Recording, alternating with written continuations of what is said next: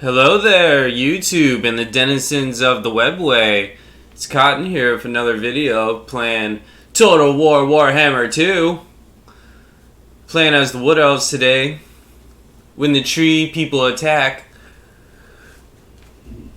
And for today's build is a build I've been having some success with and been having fun with online.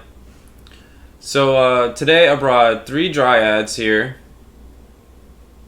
2 there, 1 here. I have 3 Deepwood Scouts with Swift Shiver Shards. 2 there, 1 here. 1 Glade Rider. I have 2 Spear, just regular Eternal Guard right here in the flanks. And then I have 2 War Dancers with Azurai Spears right here in the flanks as well. And an Eternal Guard there. But big core of the army is right here, 3 Wildwood Rangers for that AP armor piercing. And these are some cool looking boys. They're big swords, blades. And for my lord, I have a Glade Lord right here, the Lady Glade Lord on a horse. And that's it. So for my opponent's build, he brought a whole bunch of swords, 1, 2, 3, 4. Just regular swords with shields. He brought 2 Skink Chiefs, a Blueberry Slan, which is a high mage, 2 Sparrow Stegodons, some Salamanders here, the Umbral Tide, a Skink, Cold One Spear Rider, and Cold One Spear Rider. So pretty low model count army. He also has these Pterodon Riders here in the back as well for harassment on my archers, most likely. So let's get started. So I posted up here in the woods because, you know, trees on Wood Elves. So I put a lot of my best troops here on this flank. I wanted to see if he was going to come towards me, so I wanted to try to shoot out these Cold One Spear Riders with my Glade Riders here. And I didn't see these Umbral Tide at first when I started because they were hidden in the woods. They get a nice volley. Oh, roasting those Glade Riders. Eating it to the face. So that was a bad engagement for them. It took about half health. But I did notice his Pterodon Riders here with my quick Swift Shiver Shards. I was going to say Quicksilver. So I made sure that my Spearmen were there to protect them as they fired in on these Pterodon Riders. And they should make pretty short work of them. Dropping a model there. Doing a lot of, yeah, there they go. They're right away. Then I started helping with the Glade Riders as well. So not wanting to sit back since he was being very patient, I decided to come around here on the flank with the Glade Lady and my Deepwood Scouts here backed up by the War Dancers. So since he was definitely focused over here more, I definitely got a good couple volleys here. I got Prey of Amorthrema on him as well. Now they do have shields, so they do have a good missile block chance, but I think it's bronze shields probably. Yeah, it's a bronze shield. But a nice couple volleys there. He's responded by bringing his whole army back and try to overload this flank. He finally gets moving with his cav. I have my Azurai Spears here just for such a maneuver. Alright, I already took out a good bunch of models, bunch of HP damage. He does have he does Apotheosis there. Now I was scared of that Stegodon coming in on my Azurai Spears. They are powerful ladies, but I'd rather these Eternal Guard take the first punishment. It's Cold One Riders and Spears engaged now. So this is definitely happening the way I wanted to. My game plan at least. I've done a lot of damage to his cav. And I'm singling out his single entities already. And so I got my army underway here to go take care of his infantry. My thinking in the infantry game is that I should at least be able to hold or outright win some of these fights with these Saurus warriors here with my Dryads and Wildwood Rangers. Stegodon's taking care of them spears, but I had more spears in support as my Swift Silver Shards take care of the Stegodon. Infantry fight's getting underway. Got a nice flanking action on these Saurus here. He brings in the Shield of the Elder Ones and Blood Statue of Spite. Now, I luckily didn't bring these Dryads into the fight immediately. I had them as support, so they're able to take on these Cold One Spear Riders, which are anti-large, so they have a lot of trouble after the charge against Dryads. Ooh, as that one gets taken out. But the Glady's there, she's going to help out. Able to deal with the Stegodon with my Swift Silver Shards, and now my Spearmen, War Dancers. Nice rear charge there by these ladies, but he is coming with even more Saurus and Cold One Spear Riders, but the Swift Silver Shards are there. They're there for support. He did come in on my back line here with his Pterodon Riders and some Skinks and a nice Banishment right here as well, but luckily it moved off. I've been chasing with 2 spear here, not even Wildwood Rangers is Umbral Tide. But I see that my overchasing with my Wildwood Rangers, so I'm definitely gonna pull them back. Pit fight here is getting I got to route 1 unit right there, so now the Azerite Spears can support each other. Here comes his Cav on my Swift Silver Shards.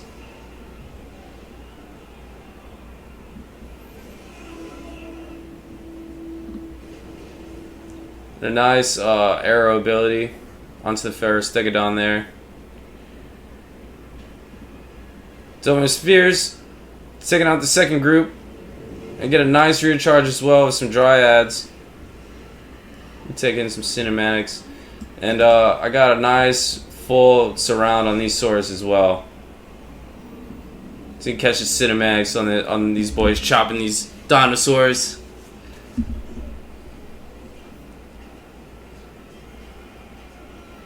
Get him.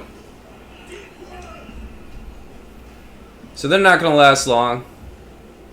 I was able to free up my back line. He did kill a lot of my Deepwood Scouts here with not that many troops. It's just a little unfortunate, but able to rout off these Cold Ones now. I got my Azurai onto the Pharaoh Stegodon. They got freed up as Dryads and other Azerite Spears take on this unit of Saurus.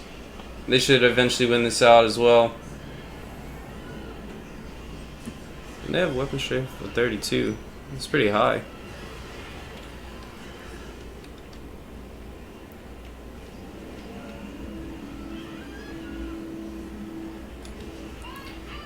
So I find a lot of times myself that the Dryads, they do have good DPS, but they do flag a little towards the end of the combat, which is why they lose, especially against a higher tier opponent. So with the AP armor piercing of the Wildwood Rangers, it really helps out the Dryads in the frontline fight, and they can outright win a lot of those fights with just some help. So the balance of power is creeping ever more in my favor. I get a surround on the Blueberry Slan here, and he's gonna be sent back to the warp, back to the Lizard City, and it's over. But that was a good one. My army definitely performed well. Probably the most kills were from the Deepwood Scouts here, but like Wildwood Rangers got 42. You know, it's a lower model count army, the Lizardmen, so this build can definitely work against lower model count armies very well. It does struggle a little against more numerous factions, but I have another one for you guys.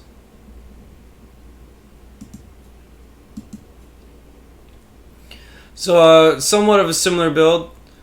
I have 2 Eternal Guard this time, but ranked up to silver. I have 3 Dryads. Then I brought 4 Eternal Guard with shields. I have a Wildwood Ranger, at least 1.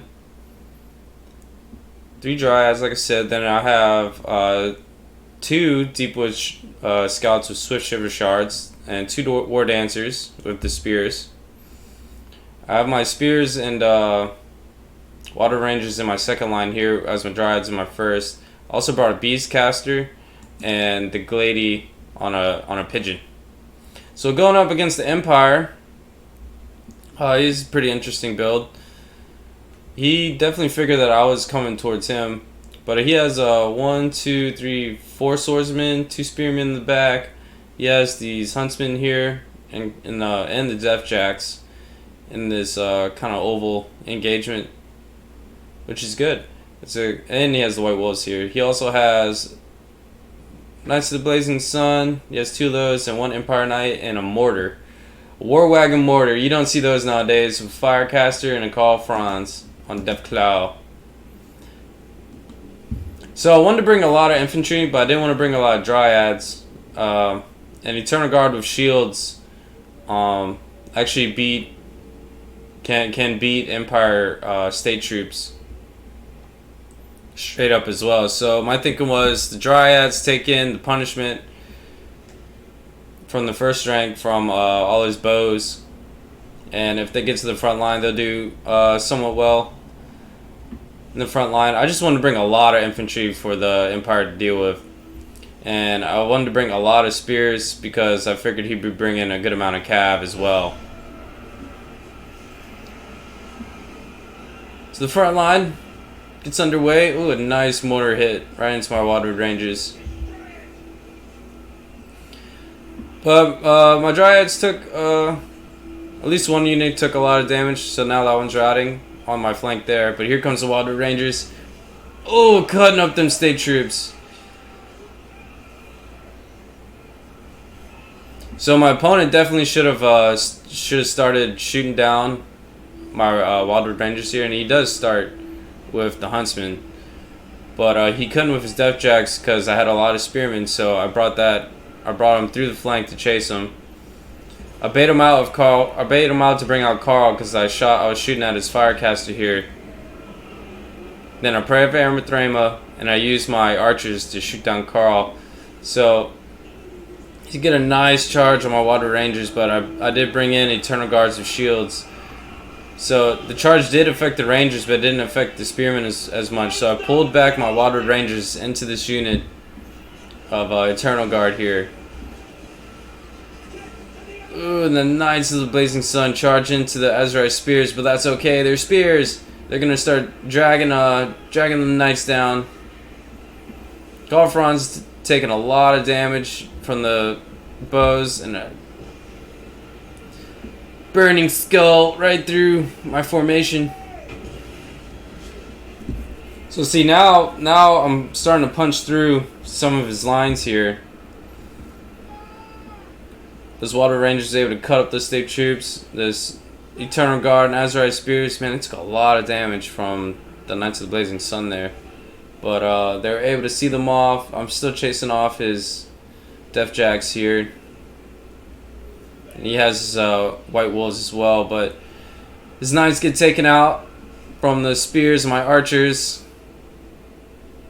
And I'm chasing with these Eternal Guard as well against his other Huntsmen. So his back line's been opened up.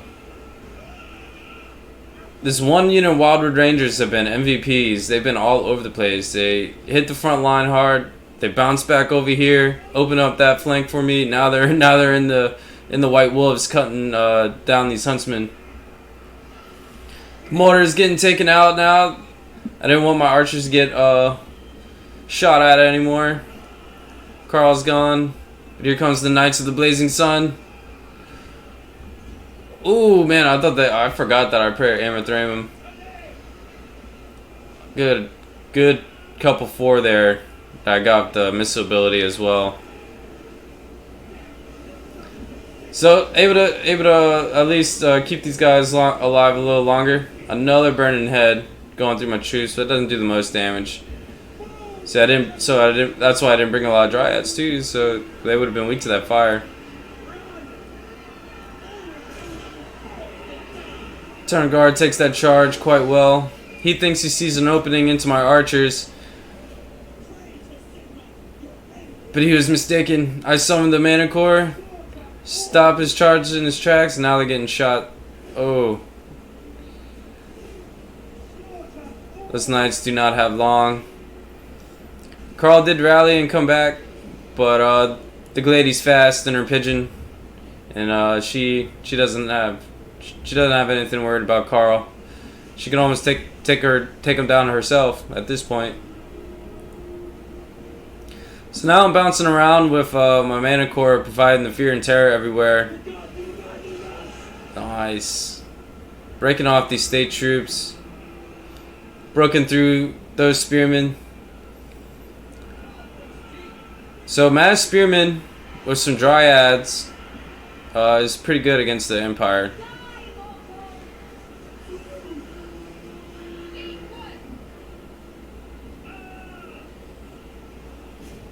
Alright. And that was it. That was game over. So just one unit of Wildwood Rangers. I highly recommend it. They provide a lot of help, a lot of utility, and opening up the front line for you. So I'm gonna end it there, y'all. If you made it to the end of this video, please, thank you, like and subscribe. But yeah, these builds worked well. This is a good core, I find, with at least 2 Azrai Spears to help in the back, with 2 or 3 Deepwood Scouts or Swift Shiver Shards. You can change up these Eternal Guard into Wildwood Rangers or regular War Dancers, and that would work well, but at least 2 or 3 are just Eternal Guard without shields as well, and I like having 3 Dryads.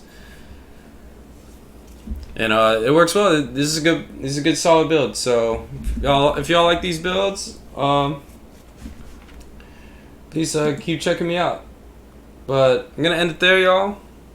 Have a good day. Peace out.